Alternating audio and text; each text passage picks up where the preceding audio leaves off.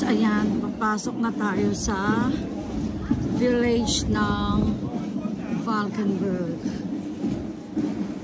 This is small village. They call it Valkenburg. Ayan guys, napaka-cozy ng Winkel na. Every Sunday open siya. So, kaya maraming mga turista na nagbe-visit here. So,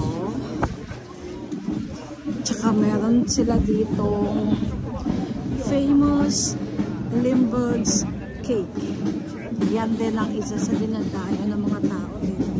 And guys, nung araw, yan ang pinaka-gate nila. Ayan. So, kita nyo ang church. Ayan ang church. Ang simbahan nila. And then dito sa side na to, nandyan ang mga cafes and restaurant.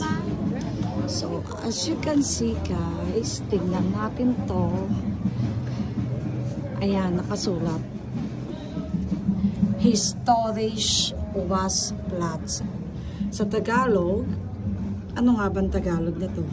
Historisch is like history, was ibig sabihin ng naglalaba. Oh, ibig sabihin guys, ito ang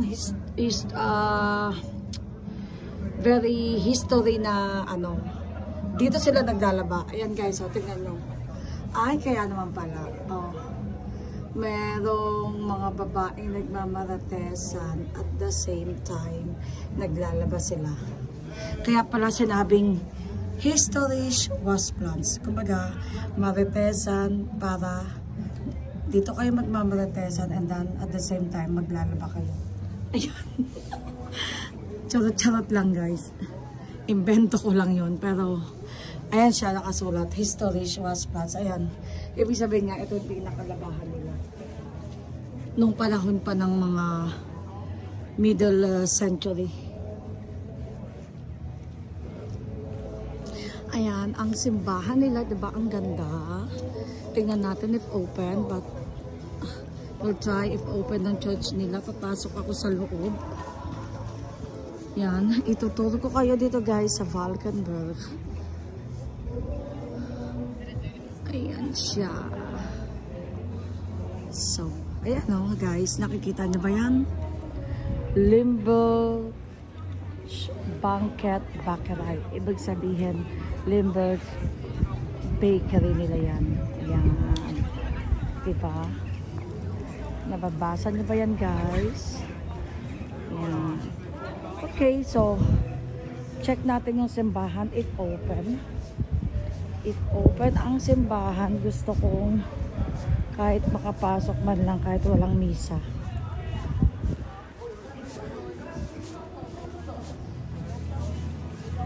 Nakasulat, guys. Indien, deze deel gesloten is, de kerk is gedeeltelijk toegankelijk via de ingang Kerkstraat. Oh. Tagalog nyan guys, kayo na mag-adjust. Ang hirap mag-explain eh. Okay? Sige, hanap tayo ng ano. So, as you can see, sarado siya.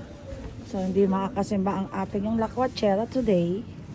So, maghahanap tayo ng ibang tatambayan kasi maghanap na tayo ng ibang tatambayan ko kasi hinihintay ko pa yung aking mga alaga.